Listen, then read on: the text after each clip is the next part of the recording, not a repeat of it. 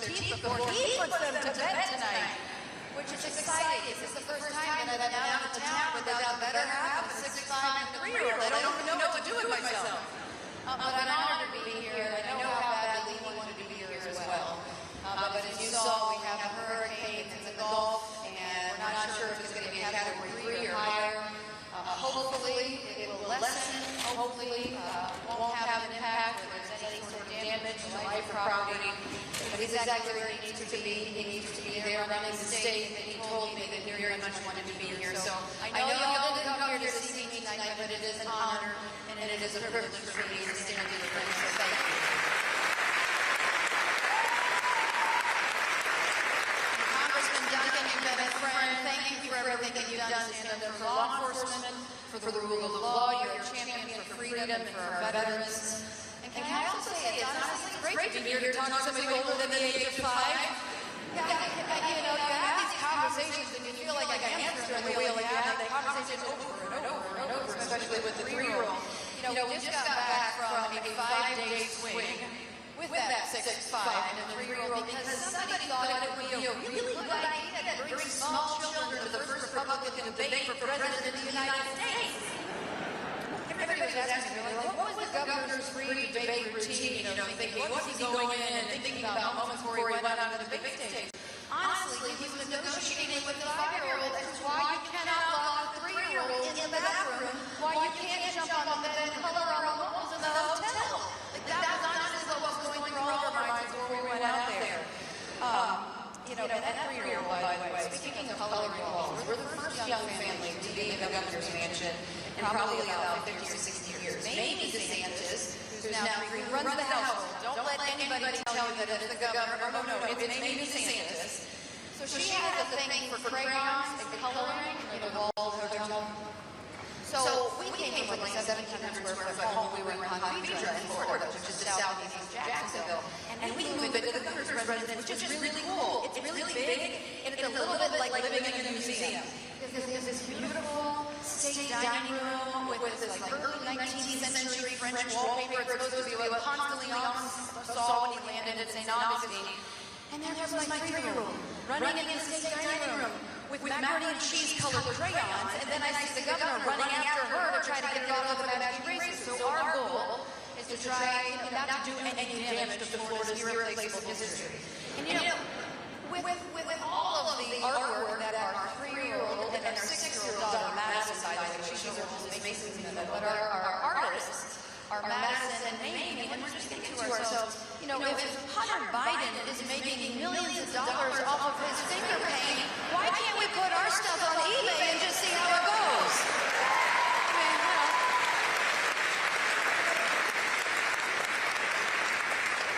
So I don't have to tell you that this is a big election.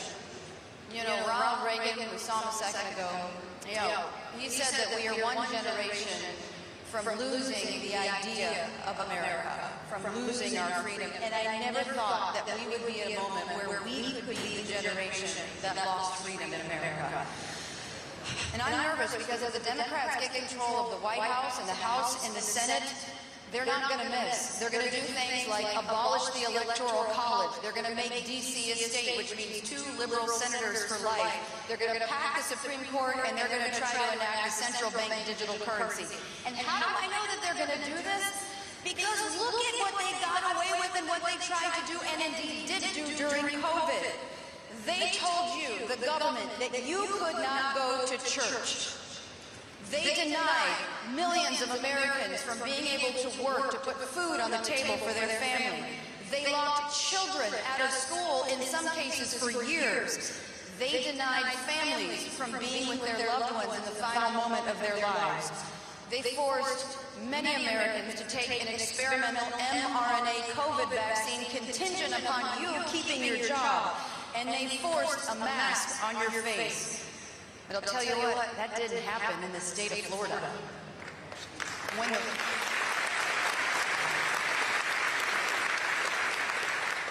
When the world went mad, Florida stood as a bastion of freedom. Ron said, not on my watch. He held the line in defense of people's rights, liberties, livelihoods, and happiness. He fought and did keep the state of Florida free. And listen, he took the hits. I mean, he would roll out of bed in the morning and the media, the left, and even Republicans would be going after him. I would joke and say the guy could say he could walk on water, but the media would come out and say that he couldn't swim. It was like no matter what, he was always getting hit. And I remember him saying that he says, if it means that I lose my job so the people of Florida can keep their jobs, so be it. That is what a leader has to do, to put the interests and the well-being of the people ahead of themselves.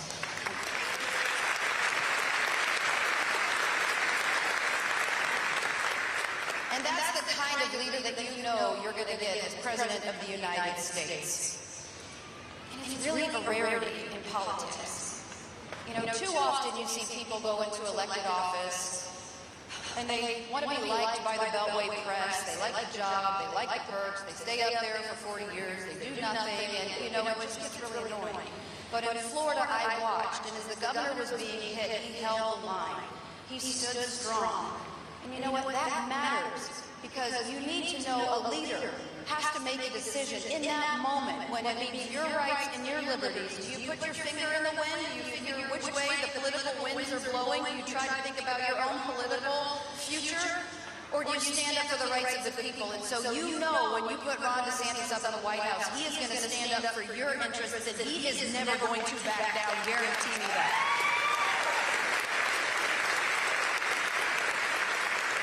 So here's the gig. We have got a clean house up in Washington, D.C. And that starts at the top by sending Joe Biden back to his basement, ensuring that he goes on a permanent vacation, because we need a new generation of leadership in this country. Somebody who will actually get the job done. Somebody who, when they say they're going to do it, actually does it and has the track record to back it up. Because I kind of know a guy who can do the job. Because let me ask you, how great would it be to elect a president of the United States who ends the weaponization of government against we, the American people?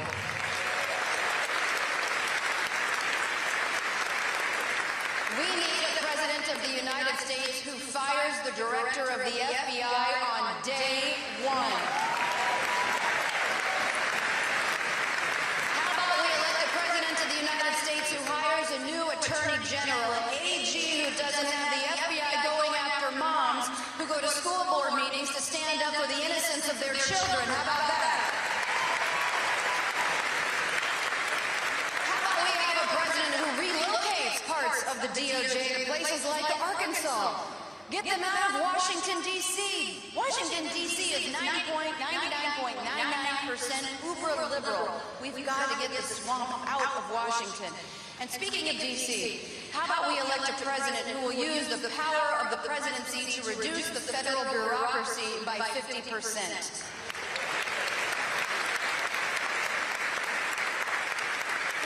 Our government is too big. I don't think our founders ever would have anticipated this. It's too bloated. It's too unaccountable to the American people. 6 of the wealthiest counties in the United States of America are suburbs of Washington, D.C. And correct me if I'm wrong, are they doing anything great up there? Like, what are they doing other than growing government? It's just a bunch of hot air, and it's getting to the point where it's too much. So how about this? How about we elect a president of the United States who believes in term limits for members of Congress and also a balanced budget amendment to the Constitution?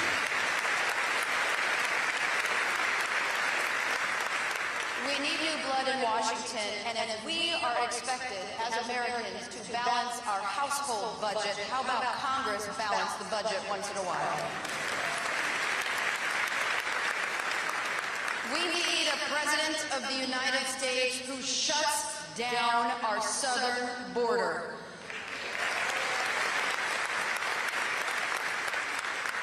And a president of the United States who will mobilize our military and authorize lethal force against the cartel. If you are going to sex traffic children into the United States and you are going to allow them to peddle fentanyl into the country, killing tens of thousands of Americans, we can't let that happen.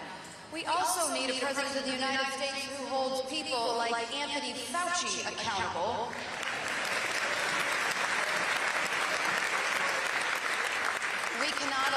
country to go down the road and descend into another Faucian dystopia. We can never allow that to happen to our country again. And they're already trying. If you look at it, they're already talking about mask mandates. They're bringing it back, even though we know they don't work. And you saw Biden the other day talking on camera saying he was going to go to Congress and he was going to advocate for more spending for a COVID vaccine, quote, that he said actually works.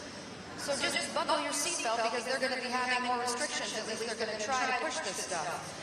How about we have a president on day one that goes in and rips up all of Biden's executive orders? Literally day one. And the congressman talked about it, a president that opens up domestic energy, making us energy dominant, lowering gas prices and making it easier on the American people to be able to get by. Here's one of my favorites. How about you have a president of the United States who finally uses their veto authority and veto these voluminous spending bills coming out of Congress and stop spending our money?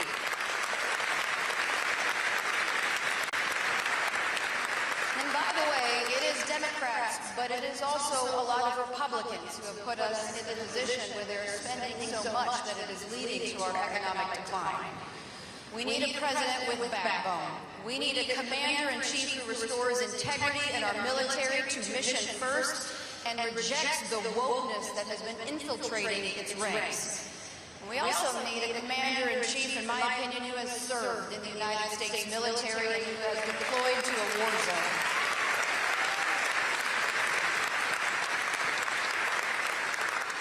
As a mom of a 6'5" and 3-year-old, I want a president of the United States who prioritizes education over indoctrination.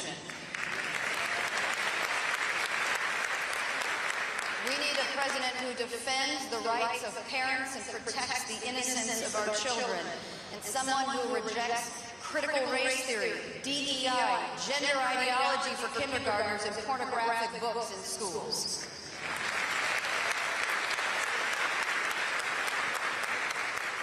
And you know, how about electing a president of the United States who has children who come home to the White House with homework instead of cocaine? How about that?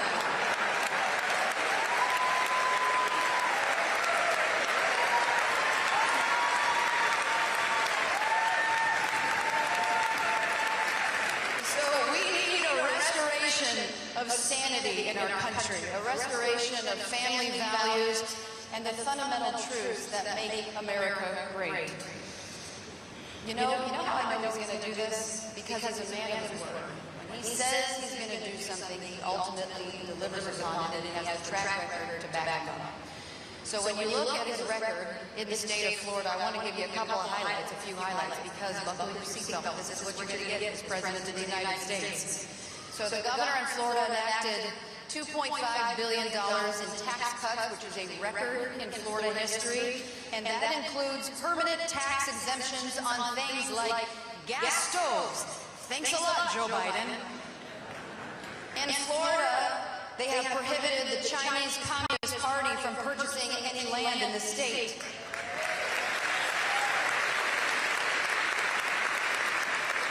ESG, CRT, DEI, they are all DOA in the state of Florida. From the onset, the governor prohibited vaccine passports and mask mandates. Child rapists and pedophiles are now eligible for the death penalty in Florida.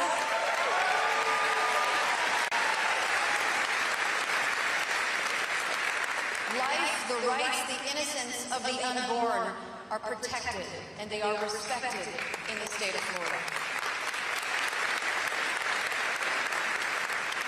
We stand up for Second Amendment rights. They have been solidified and strengthened. Violent protesters who destroy property and hurt our great law enforcement in the state of Florida, if you do that, if you try to burn down our cities, you are going to jail.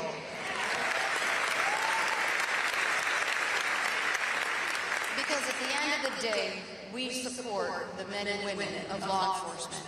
We have your backs. So in Florida, we wanted to say thank you so much to them that in the budget, the governor made sure that he had $1,000 signing bonuses for everyone who put themselves on the line to protect communities. And also, we offered $5,000 bonuses for people who wanted to join the ranks of law enforcement. And let me just say this, there's a lot of folks coming from Illinois, New York, and California. Just want to come to Florida where you're respected.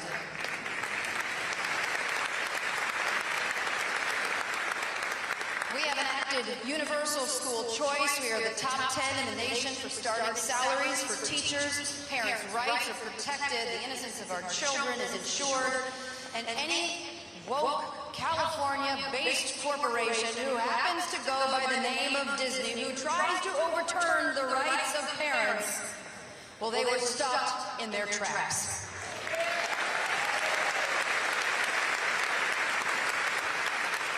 We ensure that women's sports are respected and protected. Only biological women compete with biological women. What a concept.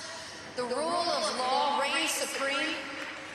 And when Soros-backed prosecutors say in the state of Florida that they are not going to enact and enforce the rule as written, the governor removed them from their post. They are gone.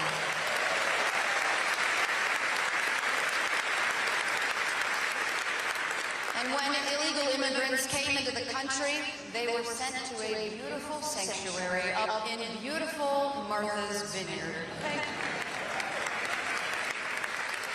You know, this sanctuary, they clamor about wanting open borders. But when the border winds up in their elitist community, they call in the National Guard and they send the immigrants out within 48 hours. Doesn't tell you everything. They literally had signs on their front doorstep saying, welcome everyone. I went and I saw that they had plenty of employment opportunities up there. Heck, Obama's house could have housed all of the people who came up there.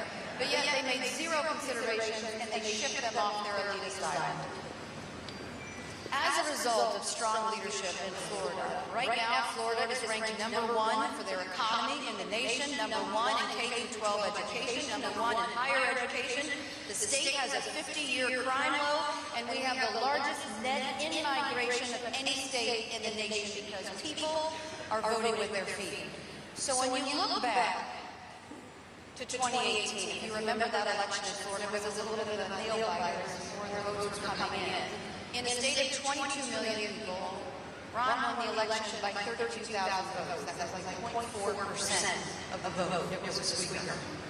And people were telling him, you know what, don't go out there and lead too strongly, don't go out there and rock the boat, try not to do anything. And he's like, heck no.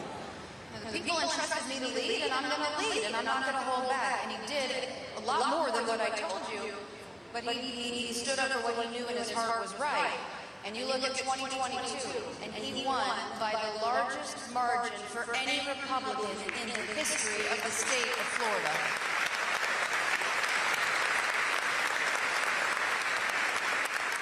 He ended up winning by 1.5 million votes, nearly 20%.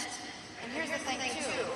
In 2022, he won women by nearly 10 points. Independents by nearly 20 points, and Hispanic by nearly 30 points. And everybody look back to Miami-Dade County. I'll never forget watching MSNBC when they're sitting there watching the results come in and they see Miami-Dade. No Republican had won Miami-Dade County in like 40 years. And they were panic-stricken because the governor ended up winning it by 11 points. That's what strong conservative leadership does, and that's why we should never back down.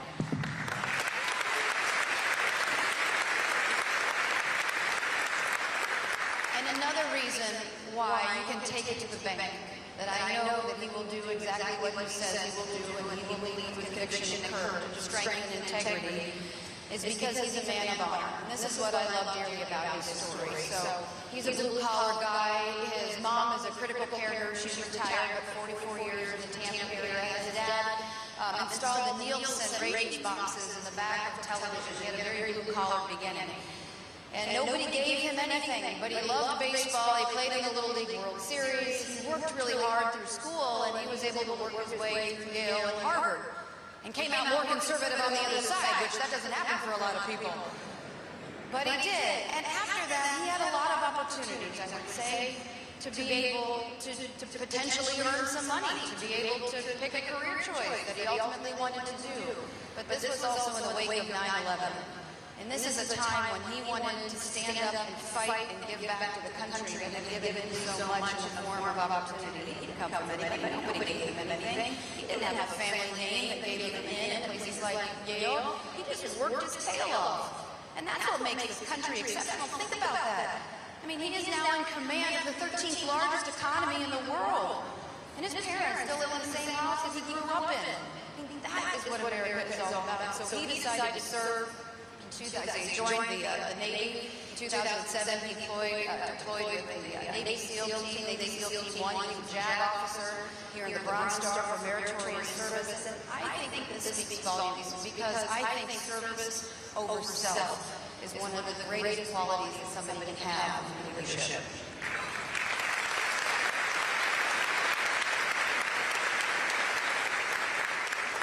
So fight we must. We have to fight for our kids. We've got to fight for our grandkids. We have to fight for America. We cannot allow this generation to be the one that loses American exceptionalism and the idea of America and freedom. We owe it to the memories of the military men and women who died to protect this country. We owe it to their memory and to their honor to never, ever back down. Decline is a choice. Success is attainable. I'm in the fight. The governor's in the fight. And we ask you to join us in the fight as well. God bless and thank you for the honor to be here tonight.